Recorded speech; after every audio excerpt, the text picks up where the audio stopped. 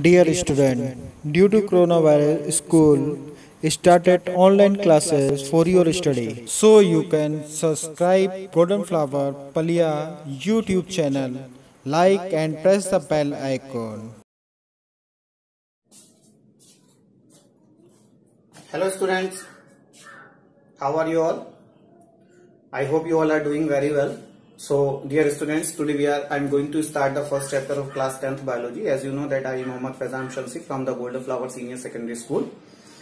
Today I will start the class 10th biology, that first chapter, that is the life processes. So from the beginning of the classes, from the beginning of this chapter, you have to prepare very hard. You have to make your notes very properly. So let's begin. That is the first topic, that is called the life processes. So first of all, I will tell you that what kind of the processes are called the life processes.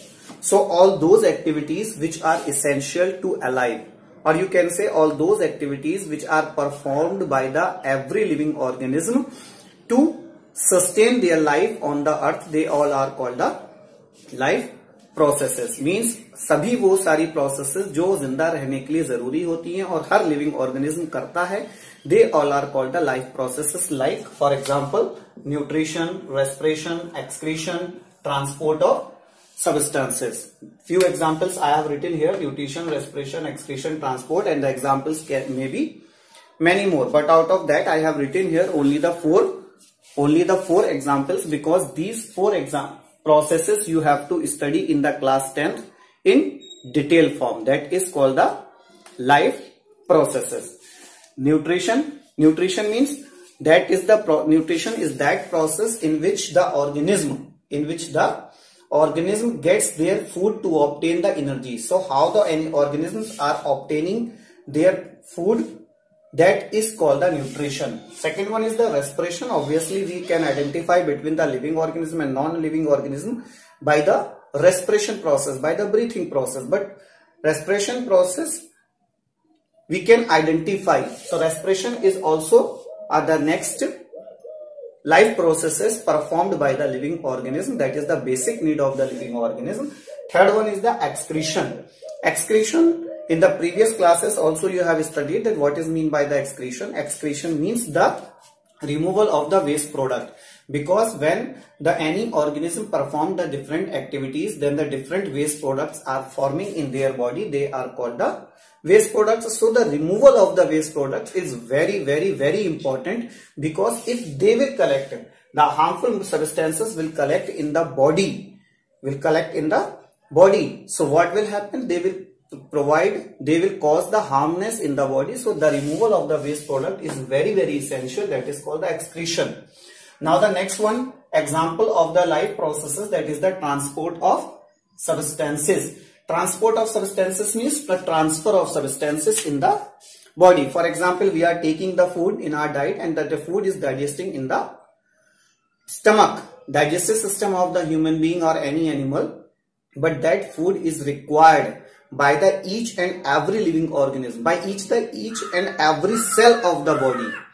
That is called the transport of the substances. For example, the food is digesting in the body, and that the digested food is transferring to the each and every cell of the body. That is called the transport. That is very essential. Just for example, we are taking the oxygen through the nose, and that oxygen is going in the lungs. But through the lungs, from the lungs, that oxygen has to transport to the each and every cell of the body. So that is also essential. That is called the transport of substances. In this process, all kind of the waste, all kind of the nutrients, all kind of the substances, all kind of the gases are transported in the body from one cell to the another cell. Now, this is the second definition of the life processes. That is the all metabolic activities which we perform to alive are called the life process. So the life processes generally are called the metabolic activities. So once again I am telling you, the all activities which we perform internally or externally, which are essential to alive, they all are called the metabolic activities. In this, only those activities are included, those which are very, very essential for living: nutrition, excretion, digestion, transport of substances, growth, etc. So the metabolic activities and the life processes both are the similar things. They are called the metabolic activities. Now, on the basis of that, the metabolic activities in the every living organism may be divided into the two parts. First one is the anabolic and catabolic. I am telling you that the all body process inside the body are called metabolic processes. Are called metabolic processes because in our body some processes are going on in which something is forming, and in our bodies few processes are going on in which something is breaking down. So on the basis of that, the metabolic activities are of two types. First one is the anabolic, second one is the catabolic. First one is the anabolic and second one is the catabolic. Anabolic activities are called constructive. Anabolic activities you also can call constructive. Constructive means something is forming. So that process in the body of living organism in which something is forming, something related with the substances which are required for the body. So if the substances are forming inside the body, they are called the constructive and anabolic. So anabolic and constructive both are very similar process. Both are the similar things. For example, that is the protein synthesis. Protein synthesis takes place in the body of every living organism because protein forms the new cells and repairing of the new cells, preparing for the old and injured cells. So the protein synthesis takes place because protein is forming. That is why the protein synthesis is a anabolic process. And other example you can also give in the anabolic example of activities, that is the photosynthesis. That is the photosynthesis in plants. Photosynthesis in plants. That is also the second example. That is also the second example of anabolic activities. Now the next one is the catabolic activities. Catabolic means something is breaking down. Those activities in which something will break down, that processes are called the catabolic process. That is also called the destructive process. So catabolic process are also called the destructive process. The examples are the digestion. The example is, for example, digestion. Digestion is that process in which we are taking the complex food and that food is breaking down into the smaller pieces so that we can absorb very easily. So that process is called the digestion, and because digestion food is breaking down, in digestion food is breaking down. So digestion is a destructive or catabolic process. These are the basic topics of the chapter. Then after that we will study the complex topics of this chapter. Next one is the all plants, animals, humans, microbes are living. How will you identify between the living and or non-living organism? Previously, generally, in our thinking that something is moving, if something can move or can move their body parts, they all are called the living organism. For example, plants are moving their body parts, animals are moving as a whole are moving their body parts.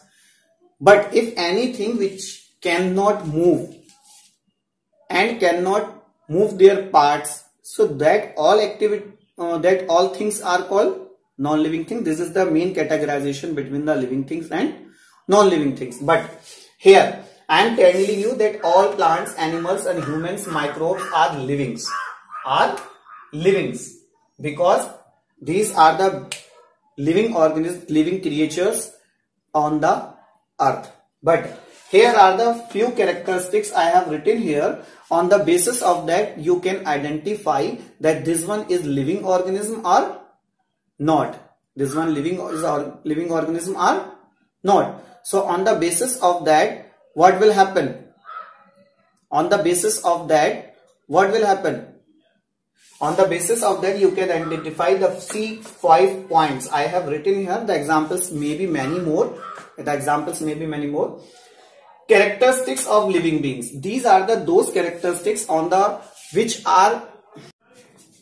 So we were discussing about the characteristics of the living beings, means these characteristics which are performed by each and every living organism, doesn't matter that is a plant, that is an animal, that is a microbe.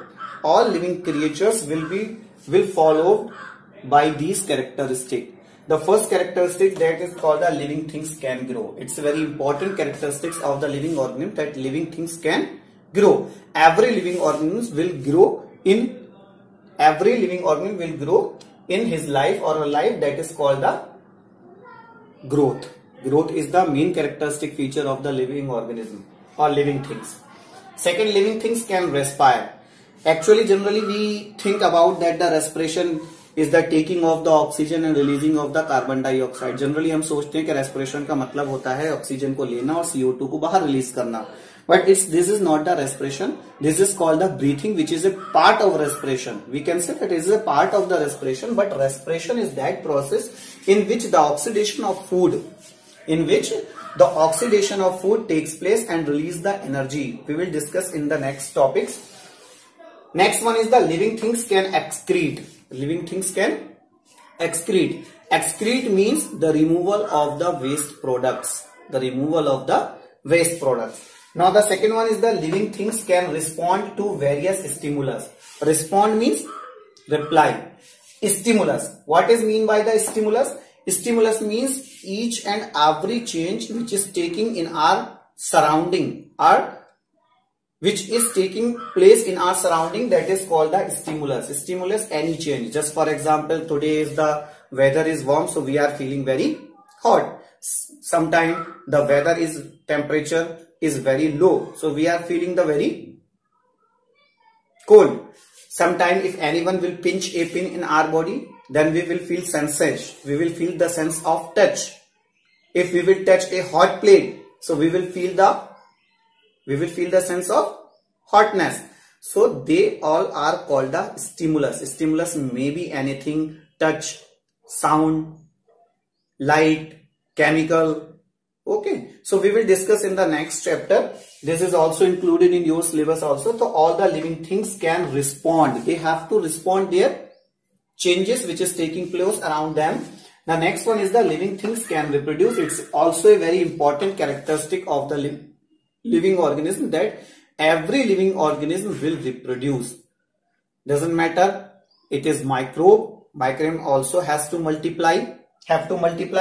Reproduce means to increase in their number by the reproduction process. That is the multiplication, division process you can say, and that is called the reproduction process. They all are called the living things can reproduce. So these were the basic topics of this chapter, that is the life process. In the next chapter we will study in the next topics in detail form. Keep working, hard working. All the best. Do self-study at home and stay home, save lives. Thank you very much.